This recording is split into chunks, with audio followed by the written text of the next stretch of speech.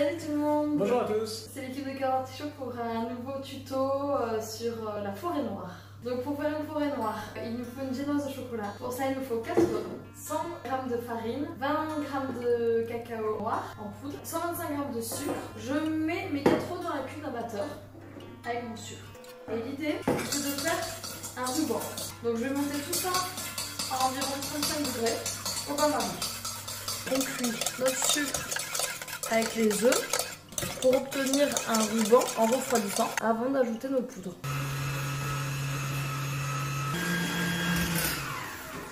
Donc là, la pâte va être bonne, vous voyez, c'est bien mousseux. Et ça fait un ruban. Et ça fait un ruban.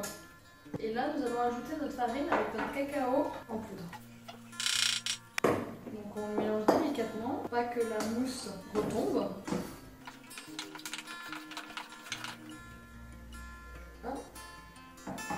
Et on mélange en 2 fois.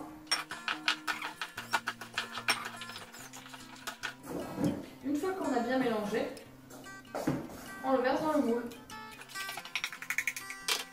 J'ai utilisé du cacao en pépites, d'où le côté un peu stracciatella de la pâte. Et c'est parti, on le met au four pour 20 minutes. À présent, nous allons préparer la chantilly. Donc pour cela, je prends 1 litre de crème et je vais gratter une demi-gousse de vanille. Et je fouette ma chantilly avec la gousse pour avoir un maximum de saveur. Et quand elle sera quasiment montée, on va rajouter une grosse cuillère à soupe de sucre complet bleu. En attendant, on va égoutter nos cerises griottes. On va garder le jus. Oh boy. J'ai réussi. On va garder le jus pour imbiber notre biscuit.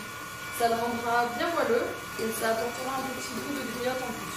Dans un recyclé. Pendant que ça monte, autant taper le fromage. Bon, il y a les bons cœurs, il y en a un peu partout. La chantilly étant bien montée, je viens rajouter une cuillère à soupe de sucre. Voici une chantilly bien montée. Waouh. On la réserve au frais. Et voilà, notre génoise est cuite et refroidie. Nous allons pouvoir la couper en 2 ou en 3 suivant la taille de votre génoise. Ma génoise est coupée en 2, pour cela j'ai utilisé un couteau-scie. J'imbibe avec mon jus de griotte la base de mon biscuit, ce qui va me permettre d'avoir un biscuit très moelleux. Je prends ma poche et je vais la garnir de ma fameuse chantilly légèrement vanillée. Si vous n'avez pas de poche, aucun souci, vous pouvez étaler votre chantilly à l'aide d'une spatule. Voilà, donc ça ne sert à rien de remplir 3 poches. Et là, je vais mettre généreusement la chantilly. Je vais disposer des griottes.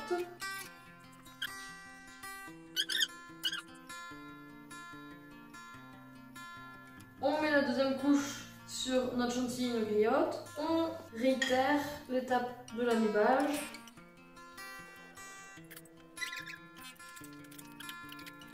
Et là, seconde étape. J'en mets un petit peu sur le côté pour habiller le gâteau. Après, avec une spatule, on va venir lisser le contour du gâteau.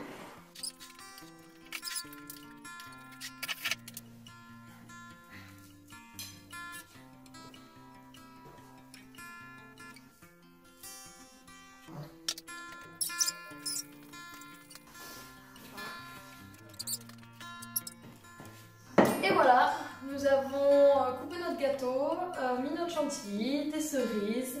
Nous avons fait un décor avec la chantilly autour, un petit peu de cacao en poudre dessus, quelques petites branches d'olivier du jardin. Et puis maintenant, il n'y a plus qu'à déguster. Bon appétit!